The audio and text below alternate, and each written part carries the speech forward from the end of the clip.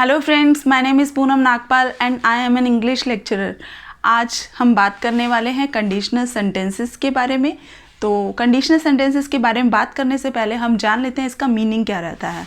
कई बार हम जब बात कर रहे होते हैं तो हम कह रहे होते हैं कि अगर ऐसा होता है तो ऐसा होगा, या फिर अगर ऐसा होता है तो ऐसा होता है, या फिर अगर मैंने ये कर लिया होता तो ये हो गया होता, मैं ये करता तो ये हो जाता। तो ये सब क्या है? कंडीशनल सेंटेंसेस हैं। तो कंडीशनल सेंटेंसेस 4 टाइप्स के रहते हैं: zero condition, first condition, second condition and third condition. इसे भी हम डिटेल में अभी डिस्कस करने वाले हैं। तो ये बहुत ट्रिकी रहते हैं, इसलिए अगर आप इसे अच्छे से समझना चाहते हैं तो इस वीडियो को एंड तक देखिए। तो हम मूव करते हैं फर्स्ट कंडीशन की ओर, जो कि है ज़ीरो कंडीशन। इसमें क्या रहता है? दोनों की दोनों वाक्य प्रेजेंट टेंस में रहते हैं। जैसे कि हमने कोई सच्ची बातें बतानी होती हैं कि अगर ऐसा होता है तो ऐसा होता है। जैसे साइंटिफिक फैक्ट्स है कि अगर हम पानी को गर्म करते हैं 100 डिग्री सेल्सियस तक तो यह उबलता है। If we heat water at 100 degree Celsius it boils. उसी तरह से जैसे हम बचपन में स्टेटमेंट सुनते आ रहे हैं कि जब बारिश होती है तो मोर नाचता है, मैंने लिख भी वही ली है। If it rains the peacock dances. उसी तरह से अगर आप एक्सरसाइज करते हैं तो आप हेल्दी हो जाते हैं। If you exercise you become healthy. If you take a cup of tea you feel fresh for some time. If you drink hot water it relaxes your body. तो ये थे ज़ीरो कंडीशन के sentences, यानी कि दोनों की दोनों present में रहने वाले हैं। सेकंड है हमारा, जिसे मैंने फर्स्ट कंडीशन बोला है, ये है एक प्रेजेंट में और एक फ्यूचर में रहता है। इसके 2 पार्ट्स हैं टेंसेस के। देखिए, if I go to Delhi I will buy a camera. अगर मैं दिल्ली जाऊंगा तो मैं कैमरा खरीदूंगा। अब इसमें आई गो टू दिल्ली भी कह सकते हैं, और हम इसे ये भी कह सकते हैं हिंदी में, मैं दिल्ली जाता हूँ तो मैं कैमरा खरीदूंगा, मैं दिल्ली जाऊंगा तो मैं कैमरा खरीदूंगा। इसे हम दोनों तरीके से बोल सकते हैं, यानी प्रेजेंट में भी बोल सकते हैं इसे और फ्यूचर में भी बोल सकते हैं। लेकिन हमें ये जो विल वर्ड है ये एक ही बार यूज़ करना है, जो कि इधर यूज़ करेंगे, जो बाद में होने वाली चीज़ है। अब यहाँ अगर हम विल यहाँ भी लगा देंगे और यहाँ भी लगा देंगे तो ये बिल्कुल गलत हो जाएगा। एक ही बार विल रखना, इसे प्रेजेंट में ही है। आप बोलना जैसे भी चाहते हैं वैसे बोल सकते हैं। मैं दिल्ली जाता हूँ या मैं दिल्ली जाऊँगा, बोथ आर करेक्ट। अब मैंने लिख भी दिया है, प्रेजेंट टेंस रहेगा फर्स्ट वाला पार्ट और सेकंड वाला पार्ट फ्यूचर टेंस हो जाएगा। अब हम और भी एग्जांपल्स ले लेते हैं, जैसे कि अगर मेरी लॉटरी लगेगी तो मैं कार खरीदूंगा। If I win a lottery I will buy a car. If I win a lottery I will buy a house.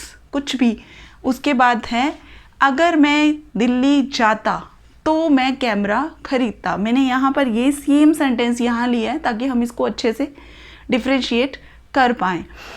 अगर मैं दिल्ली, वहाँ क्या था? अगर मैं दिल्ली जाऊँगा तो कैमरा खरीदूँगा। यहाँ है, अगर मैं दिल्ली जाता तो कैमरा खरीदता।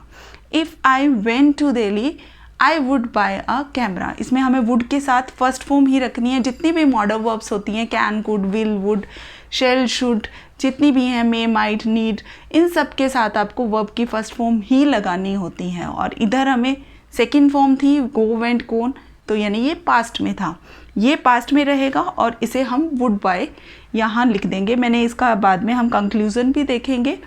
थर्ड वन है, अगर मैंने ये कर लिया होता तो ये हो गया होता। अब हम काश वाली सेंटेंस में आ गए हैं, यानी कि हम बहुत पास्ट में चले गए हैं कि काश मैंने ये कर लिया होता, काश मैंने कंप्यूटर से ये कुछ कंप्यूटर कोर्स ले लिया होता तो मैं आगे कंप्यूटर में ये कर पाता।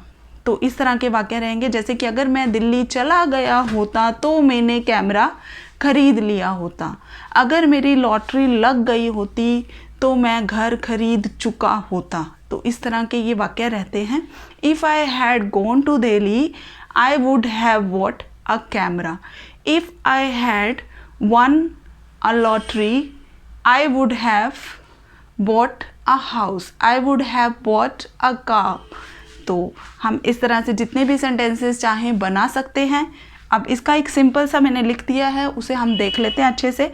इफ़ अगर वर्ब की फर्स्ट फॉर्म और एस या ई एस मिलता है, ये जैसे 9th और 10th क्लास में या और भी बहुत सी क्लासेस में जब कॉम्पिटिटिव एग्जाम्स हो रहे होते हैं उसमें फिलिंग द ब्लैंक्स आते हैं जो इफ़ से स्टार्ट होते हैं। उसमें आपको आधा पार्ट तो मिल जाता है, आधा आपने खुद फिल करना होता है।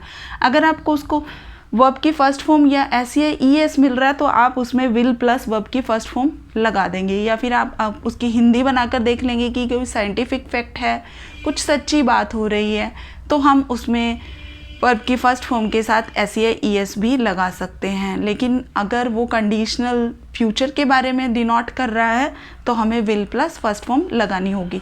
उसी तरह से अगर आपको इफ़ के साथ सेकंड फॉर्म मिल जाती है तो ये रूल डेफिनेट पक्का है बिल्कुल कि आपको वुड के साथ फर्स्ट फॉर्म ही लगानी है।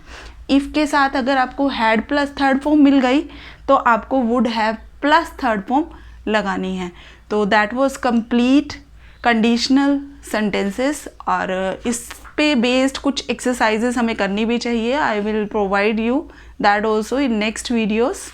Keep learning, keep enjoying. If you have not subscribed my channel, you can subscribe to it. Thanks for watching video. Bye.